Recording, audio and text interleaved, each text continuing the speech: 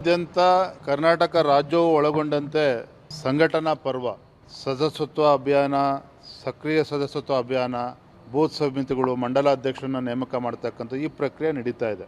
ಈ ಹಿನ್ನೆಲೆಯಲ್ಲಿ ನಮ್ಮ ರಾಷ್ಟ್ರೀಯ ಪ್ರಧಾನ ಕಾರ್ಯದರ್ಶಿಗಳಾಗಿರ್ತಕ್ಕಂಥ ತರುಣ್ ಚುಗ್ಜಿ ಅವರು, ಕರ್ನಾಟಕ ಸಹ ಉಸ್ತುವಾರಿಗಳಾಗಿರ್ತಕ್ಕಂಥ ನಮ್ಮ ಸುಧಾಕರ್ ರೆಡ್ಡಿ ಅವರು ಇವತ್ತು ಬೆಂಗಳೂರಿಗೆ ಬಂದಿದ್ದಾರೆ.